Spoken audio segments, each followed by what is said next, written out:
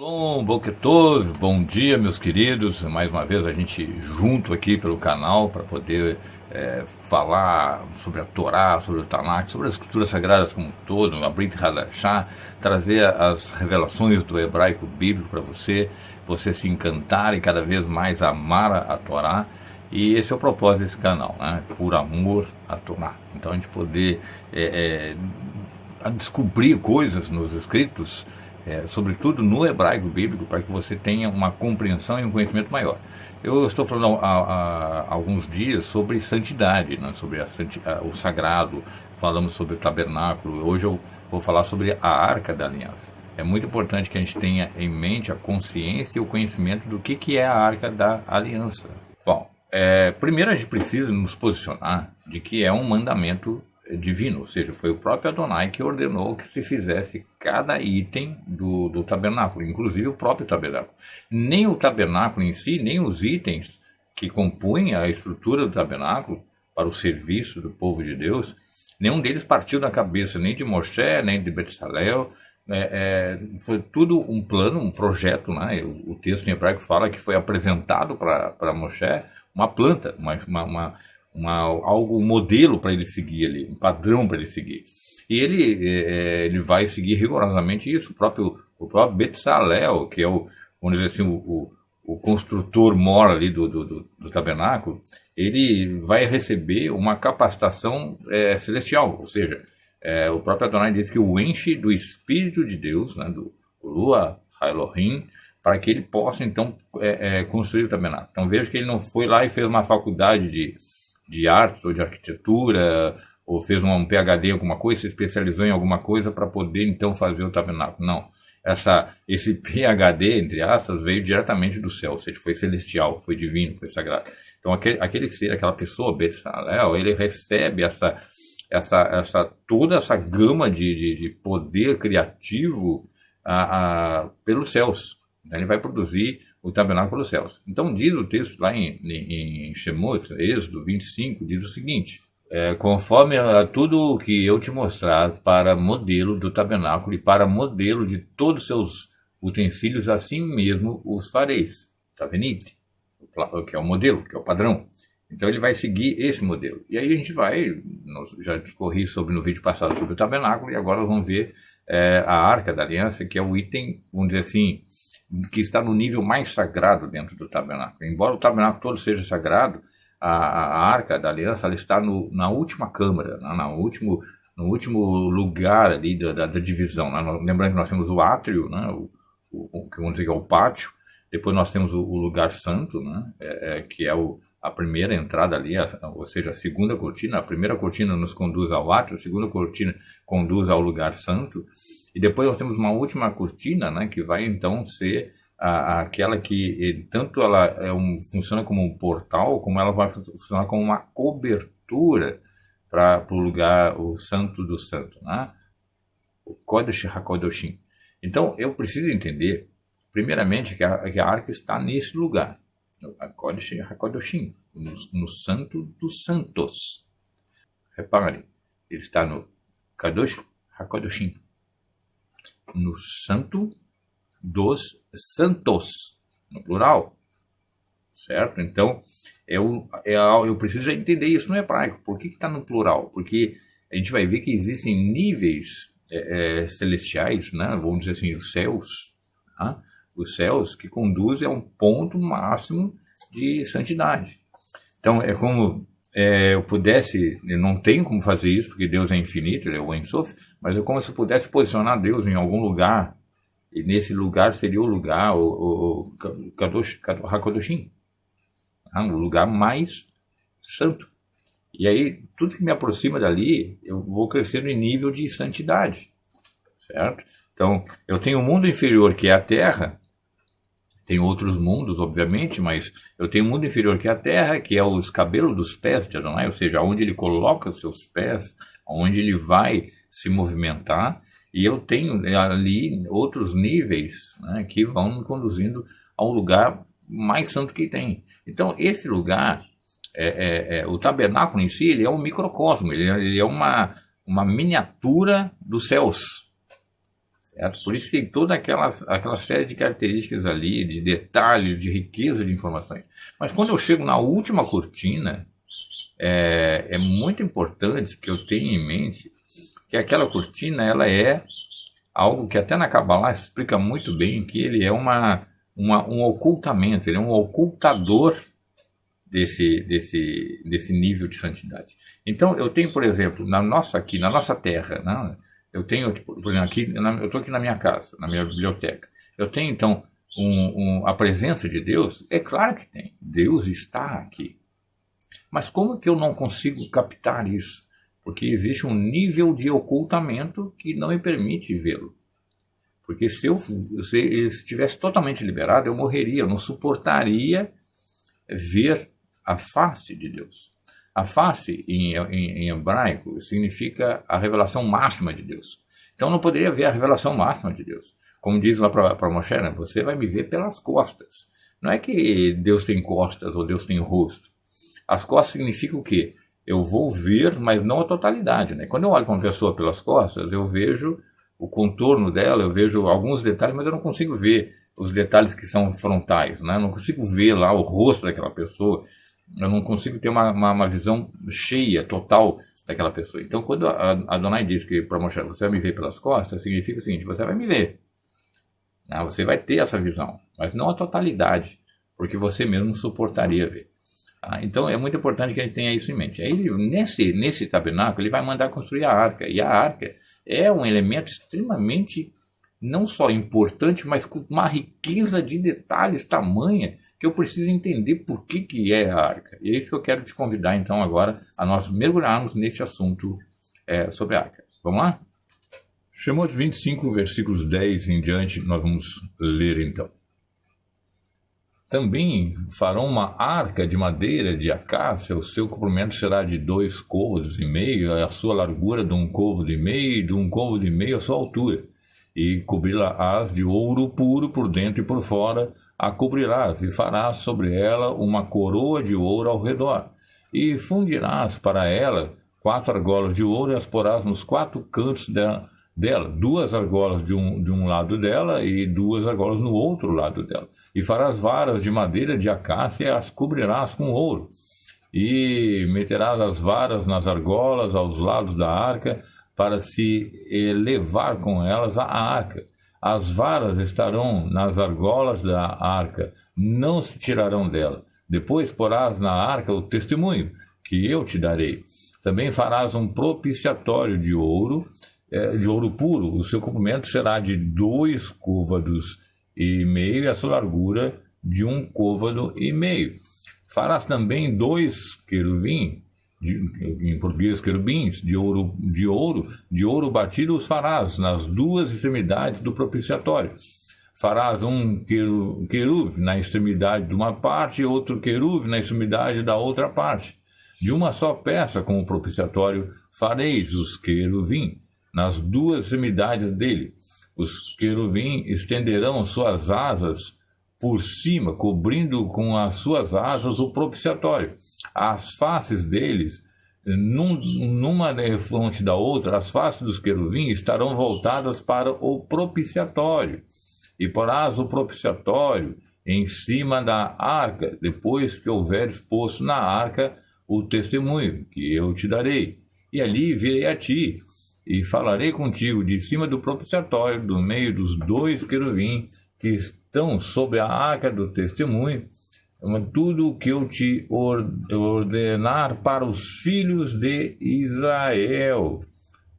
Olha só, primeiro já tem no texto que a gente está lendo aqui as seguintes informações. Vocês vão fazer uma arca de madeira.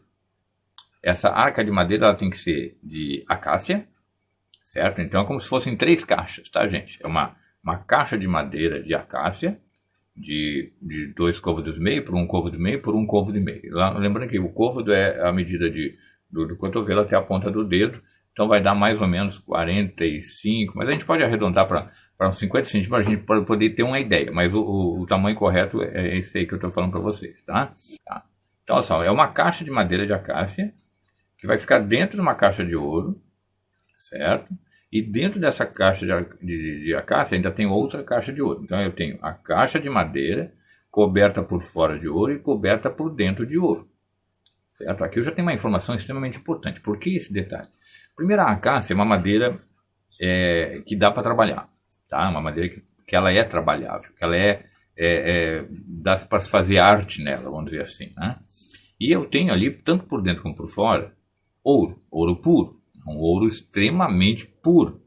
Tá? Então, por que Adonai ordenou que se fizesse uma caixa de madeira e não logo uma caixa de ouro? Seria muito, vamos dizer assim, mais simples de dizer, não, faz uma caixa de ouro, né, de espessura tal e pronto. Mas por que a Torá nos revela esse detalhe? Primeiro, o que eu tenho que entender que a madeira, ela vai ser algo extremamente terreno, certo? Então é a materialidade daquela caixa ali. E eu tenho ali agora o ouro, que é a realeza, que é a pureza. Então eu tenho a pureza e a realeza. Tá? Vocês vão perceber os detalhes daqui a pouco. Isso significa o quê? Que a realeza de Deus, a pureza de Deus, ela se revela nessa materialidade. Tá? Então, para quem crê no Messias, né, o Messias ele é o Espírito do Messias vindo em um corpo humano. Então é como se eu tivesse o ouro numa caixa de acácia. Tá? Para vocês terem uma ideia nesse sentido. Também eu tenho ali a ideia de que a arca ela o trono, né, de Deus. Então ele é um trono construído de maneira pura e real, a realeza, a santidade e tal, mas se manifestando na materialidade, no terreno. Tá? E por isso a madeira de acácia. Agora, vejam bem, a madeira de acácia também representa o povo de Israel, que vai ser maleável, que vai ser trabalhado. E Deus vai se manifestar no povo de Israel. Então eu posso ter vários insights sobre essa madeira de acácia, mas no sentido de que se Deus ordenou que se fizesse uma caixa de madeira de acácia e a forrasse por fora e por dentro com ouro, significa que a revelação dele se faz dentro desse conceito que eu estou falando para vocês, da pureza, da realeza e da materialidade. Por isso que dentro do judaísmo nós nos importamos não com o futuro, a gente não fica preocupado com o mundo vindouro, nós focamos nesse mundo, porque é esse mundo que nós temos que trabalhar para que a divindade habite, certo? É esse mundo que nós estamos vivendo agora que é precioso para nós. Ele é madeira, mas também ele vai ser forrado de ouro por dentro e por fora, para que haja a habitação, a manifestação de Deus. E aí eu vou pegando mais detalhes ainda, né? Eu vi os tamanhos dela ali, de 2 côvados e meio, por 1 côvado e meio, por outro 1 côvado e meio, né?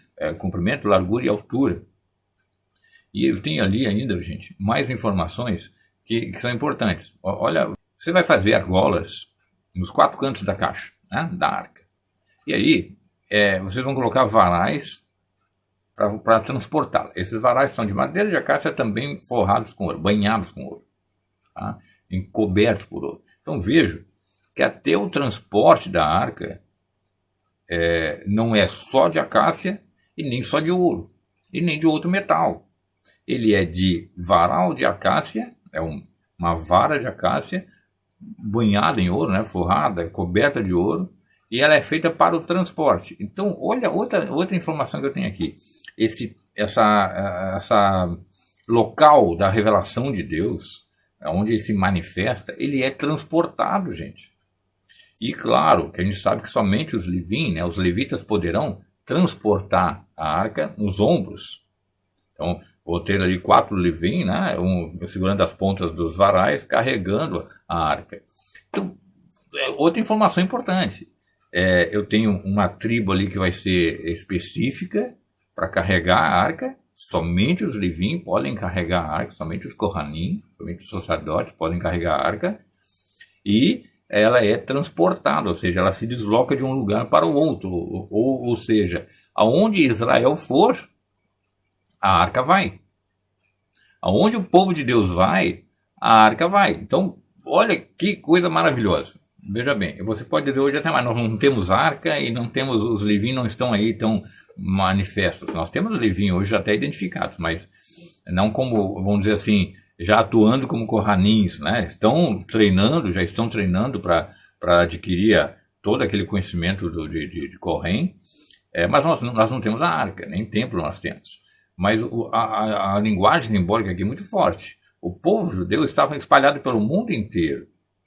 Está espalhado no mundo inteiro. O próprio texto de Ezequiel, né, diz que Deus seria para o povo de Israel no exílio um pequeno santuário, ou seja, um santuário em miniatura. Esse santuário em miniatura está onde o povo de Israel está, por isso que ele é transportado. Se eu estou aqui, a arca está aqui. Se existe outro irmão meu judeu que está em outro país, a arca está lá. E o outro, num outro país, a arca está lá, porque ela é transportada pelo povo de Deus, pelo povo de Israel. Então, onde Israel vai, a arca vai com ele. Claro, eu estou usando uma linguagem simbólica, tá, gente? A arca hoje está oculta em algum lugar, está escondida em algum lugar, aguardando a construção do templo para então ser trazida para dentro do templo. Mas a ideia do texto da arca é exatamente isso, ser transportada pelo povo de Deus. Então veja que mesmo sendo madeira de acácia, que é uma madeira simples, tá? Então Israel é a madeira de acácia banhado de ouro. Tá? E aí eu tenho que entender por que ouro? Porque o ouro significa realeza, significa pureza. Então, quando eu vejo que Adonai diz nas profecias, através dos profetas, lá nos escritos sagrados, que Israel é expiado, perdoado, povo santo, tá? Eu tenho que entender isso como Deus cobrindo a acácia com ouro. Porque Israel é e sempre será a nação eleita de Deus. Para esse fim, para que fazer a Torá, a palavra de Deus conhecida, para fazer o nome de Deus conhecido, para revelar o poder de Deus para o mundo. Pedro escreve lá na Brit Hadashah, em sua carta, vocês são o povo eleito, se referindo à carta ao povo judeu, vocês são o povo eleito, povo de sacerdócio real, de propriedade exclusiva de Deus, para proclamar o poder de Deus. Então, isso é muito importante. Israel é a acácia, é a vara de acácia, é a caixa de acácia, onde Deus se revela. E é claro que existe essa distinção entre o ouro e a acácia, certo? Porque Israel não é Deus, mas é o que revela a Deus.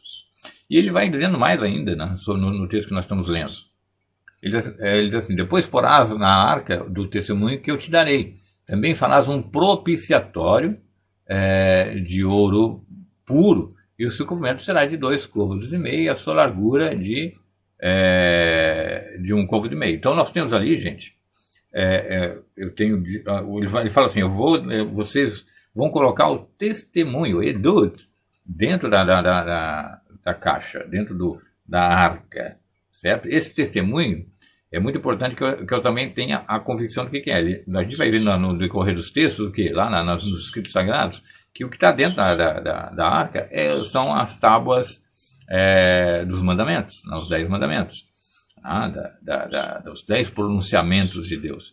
Então, como é que a Torá inicia em termos de lei, de mandamentos, né, de Hukim, de Mitzvot, de Hukim, de Mishpatim? Ela inicia com os 10 mandamentos, porque os 10 mandamentos, gente, ele é a síntese, ele é o resumo de toda a Torá.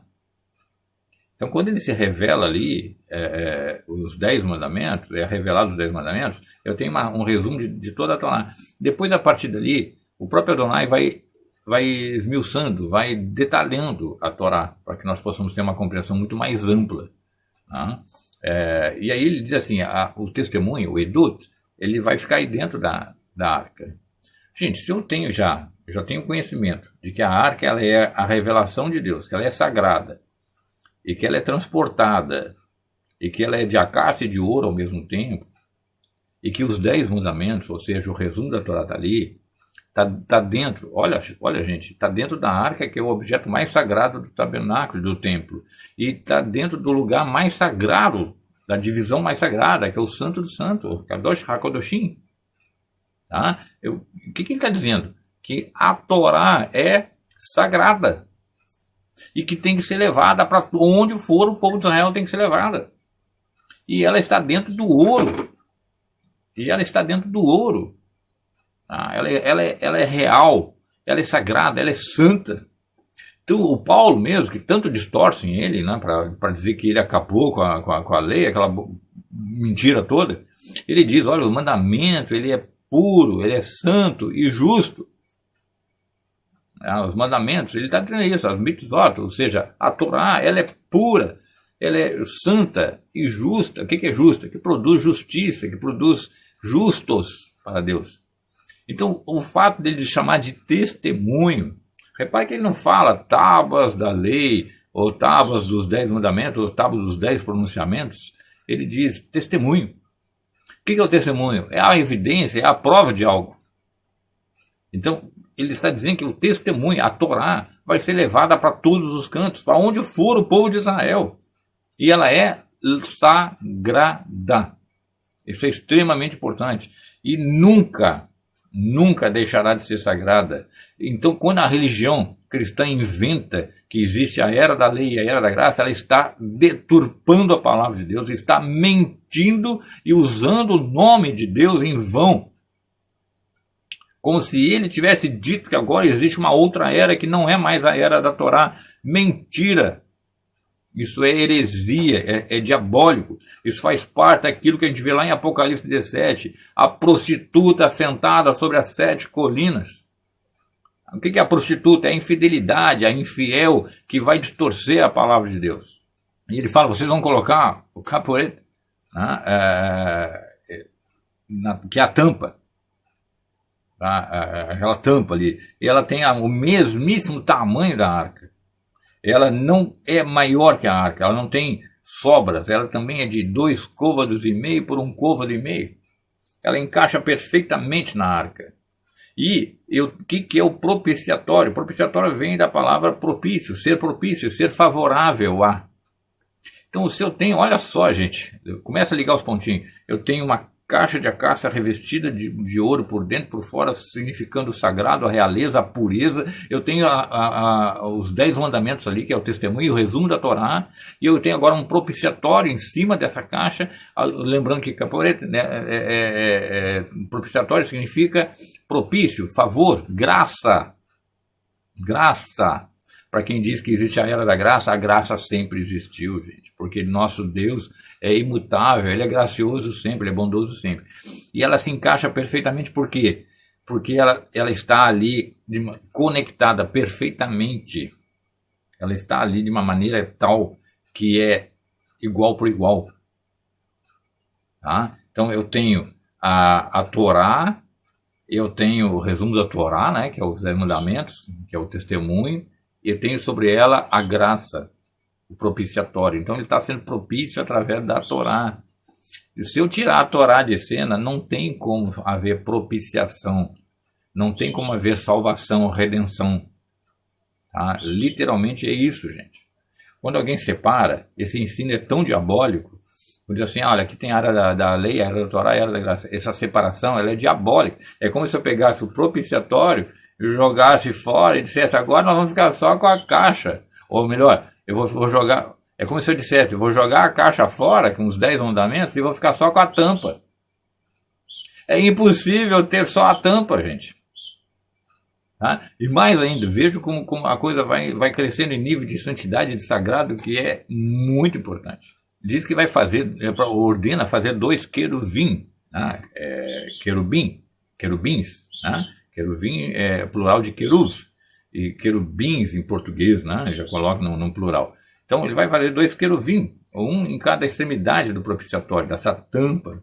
Tá? As asas deles vão cobrir esse propiciatório, e ao mesmo tempo elas estão numa posição de elevação, de pronto para voar. Tá? Elas estão prontas para voar. E aí eu tenho ainda que eles estão olhando para o propiciatório. Os rostos deles estão mirando o propiciatório, a tampa é essa. Tá? Mais ainda, eu sei por informação da nossa tradição judaica que os querubim, eles têm são a semelhança de criança, rosto de criança, porque representa o estado maior de pureza, de amor, de inocência. E aí depois eu tenho mais outra informação. Um queruv é masculino, é macho, e outro queruv é fêmea. Por quê? Porque na criação do universo, tudo é dual, tudo tem uma dualidade.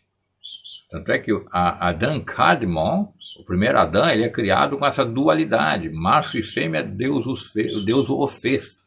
Tá? E depois, quando nós vamos ter a criação do Adão terreno, né? O Adão que vai gerar a Havá, aí eu tenho aquela separação de macho e fêmea. Mas isso não significa, gente, não leve para o lado o lado sexual. Essa dualidade são duas partes fundamentais na criação. São duas forças, duas energias que interagem para haver um processo de criação. Tá? Guardem isso. Não significa, então o Adão ele era bissexual, homossexual, ele era transgênico, ele era alguma coisa, andrógeno, o que ele era? Não, esquece isso, não tem nada a ver com sexualidade em si, tem a ver com potencial criativo. Tá? É igual pilha. Você tem uma pilha, você tem um polo positivo e um polo negativo. Não quer dizer que elas vão ter relação sexual. Eu tenho aqui a interação das duas para produzir a energia. Tá? Isso é importante que você tenha em mente. Então agora esses dois queruvins estão sobre o propiciatório, estão com as asas prontas para voar, tem rostos de crianças, um é macho e fêmea, estão olhando para o propiciatório, para essa tampa, Kaporet, né, que é o lugar de graça, de transmissão da bondade de Deus. E aí diz mais o texto ainda, né, e também, gente, por que eles estão com as asas abertas? Porque eles estão prontos para voar a qualquer momento. Significa o quê? Os queruvim, a palavra queruv significa próximo, perto, muito perto. Então são aquela classe de anjos que está muito perto de Deus. Muito perto. E a essência deles é de temor e de amor muito grande por Deus. Eles se satisfazem, eles se realizam na presença de Deus. Eles sentem um amor e um temor prazeroso de estar ali com Deus. O lugar deles é ali, eles não vão trocar o lugar deles por nada. Eles são, para nós, um símbolo de afeição pelo nosso Deus, de amor e de temor. E eles são mensageiros prontos a agir, tanto é que eles estão com as asas prontas para voar. Olha, é como se ele dissesse, agora voem, eles vão lá, vão voar, vão fazer o papel deles. Eles vivem para servir ao Deus Altíssimo. E aí, na visão que a gente tem, eles estão olhando para baixo, estão olhando para o propiciatório, por dois grandes motivos. Eles estão olhando para a bondade de Deus, que é o propiciatório, né, a propiciação. Eles estão olhando para essa bondade de Deus, essa manifestação da bondade de Deus, mas também o texto diz que Deus se revelaria ali, entre os querubins. A voz de Deus, a palavra de Deus se manifestaria ali, entre os querubins, né, e no propiciatório em si, a voz seria nítida ali. Então eles estão olhando para o local da voz, para o local onde vai se manifestar a palavra de Deus. Certo? Olha o nível de santidade que é a arca. E olha o nível de santidade que são os querubim. Os querubim, eles são... que as pessoas vão sempre ter uma ideia um pouco distorcida, né? Mas eles são inteligências elevadíssimas. A nível celestial, eles são quase que sem corpo, vamos dizer assim. Eles não têm corpo, eles são inteligências elevadíssimas, porque eles estão tão próximos de Deus que não têm corpo. Mas a inteligência deles não é inteligência medida por escolaridade, tá, gente? Seria aquela sabedoria de tamanho compreensão de Deus. Eles têm tamanho compreensão de Deus, por isso que eles estão muito próximos de Deus. E é o lugar que eles mais desejam estar, próximo de Deus. Então é um símbolo muito forte para nós. Onde você mais deseja estar. Né?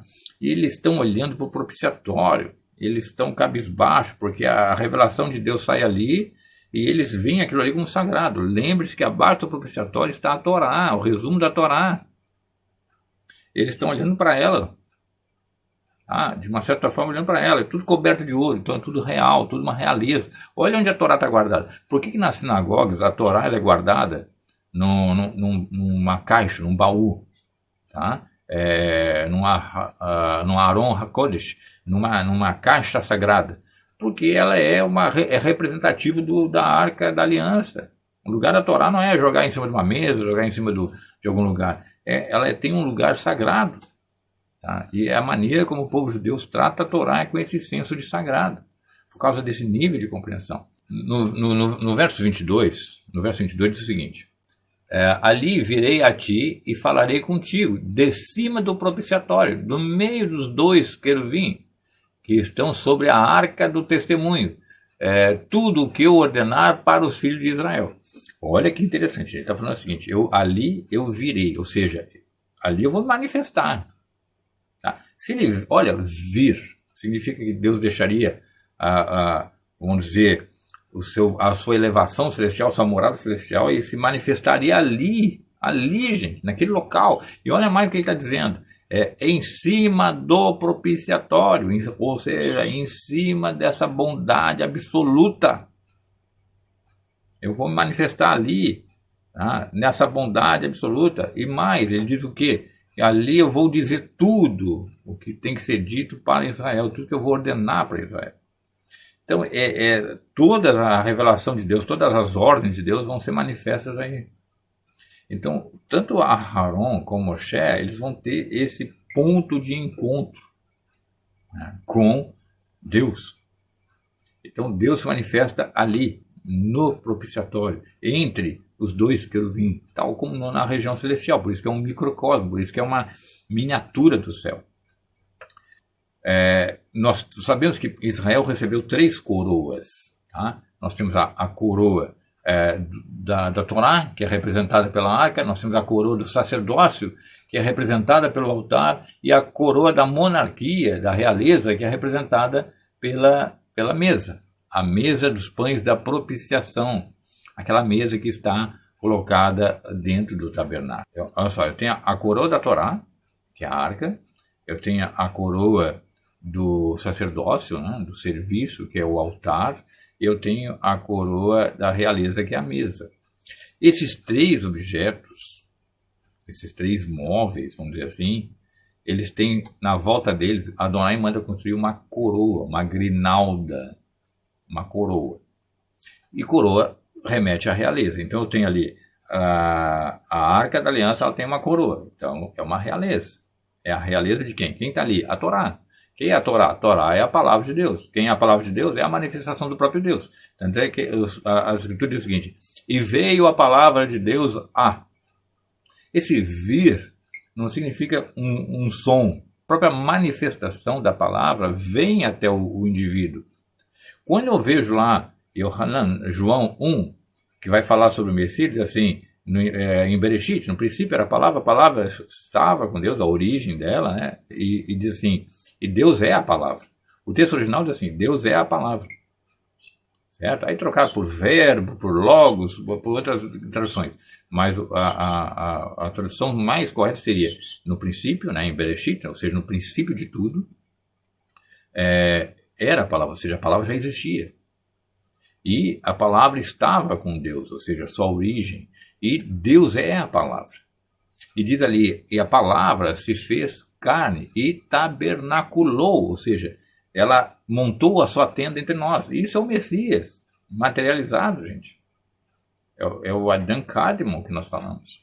Tá? Então, eu tenho ali, na Arca da Aliança, a Torá, né, representada pelos 10 mandamentos, e tenho a coroa, a grinalda, ela é real. Depois eu tenho o altar de sacrifício, ele também tem uma coroa, porque o sacrifício também é algo real, o sacerdócio também é real. E depois eu tenho a mesa, onde são colocados os pães representando as 12 tribos de Israel, de Shabá, que também é real. Real no sentido de realeza, de coroa. Você já falou nisso? Quando eu entendo isso, eu trago a Torá para dentro de mim, ou seja, eu vou estudar a Torá, eu vou internalizar a Torá, gente, eu estou trazendo a coroa para dentro de mim. Eu estou trazendo a realeza para mim. Eu estou trazendo a realeza para minha família, para o meu lar. Algo vai mudar. Você imagina que você tem a chance, a oportunidade de trazer a Torá para você. E essa Torá tem uma coroa. Então imagina, vamos personificar, imagina uma rainha, né, com suas vestes reais, sagradas, com a sua coroa de ouro, e você diz para ela assim, vem para minha casa, entra aqui na minha casa, entra no meu coração, ó rainha.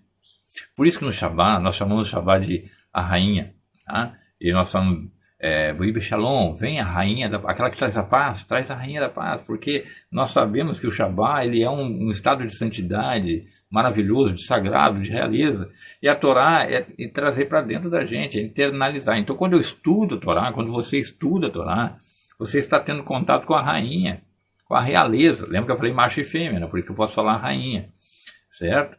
Eu estou trazendo a realeza para dentro da minha vida. E o meu lar vai ser influenciado por isso. A minha vida vai ser influenciada por isso. Eu vou ter ainda que possa ser em escala bem menor, mas eu vou ter aquela emoção, aquele sentimento, aquele desejo de um querube. Eu quero ser consumido, eu quero o meu tempo ser gasto com a Torá.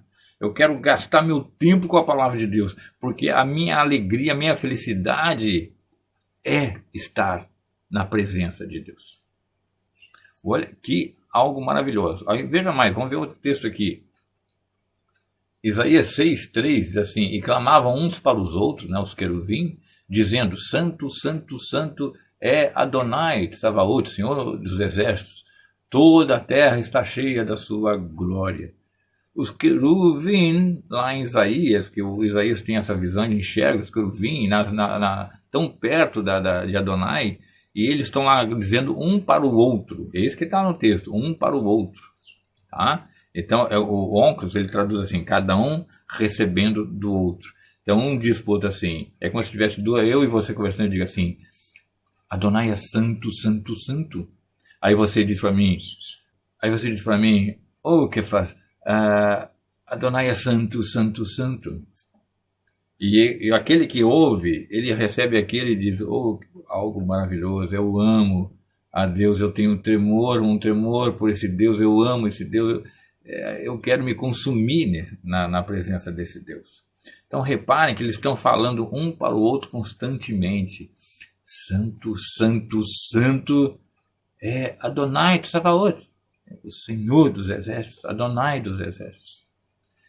E tem aqui exército, lembre que exército são tantos os anjos a nível celestial, como a nível terreno é o povo de Israel. O povo de Israel é o exército de Deus. Eu não sei se você sabe, Tzavá é a IDF, né, que é as Forças Armadas de Defesa de Israel, é a Tzavá de Israel, é o exército de Israel. Da mesma palavra, Tzavá, Tzavaot. Então, gente, está tudo interligado.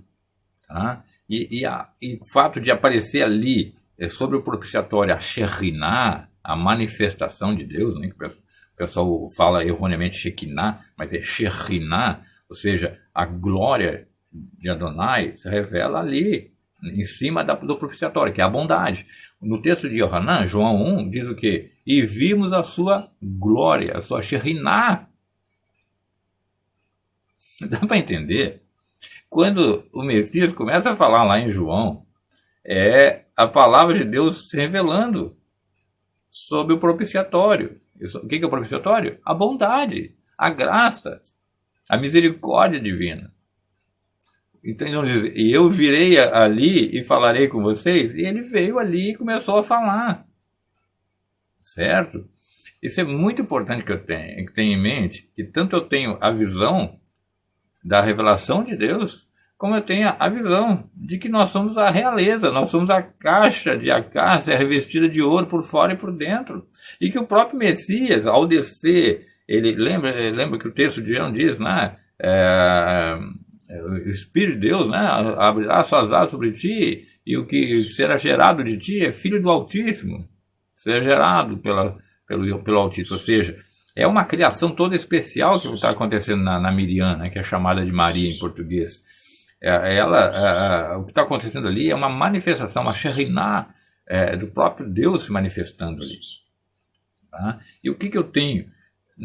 No terreno, no material, no ser humano, na biologia, no físico, só que revestido de ouro e coberto de ouro por dentro e por fora. entendeu? Não que a Maria, que é Miriam em hebraico, né? A Maria fosse de ouro por fora e por dentro. Ela é a caixa de acácia, mas o que está nela, né? As asas do Altíssimo estão sobre ela. Lembra das asas dos querubins? Então nós temos tudo isso, gente, muito ligado, muitos pontos conectados. E para concluir, a arca ela foi posicionada num lugar chamado Even Shetiah.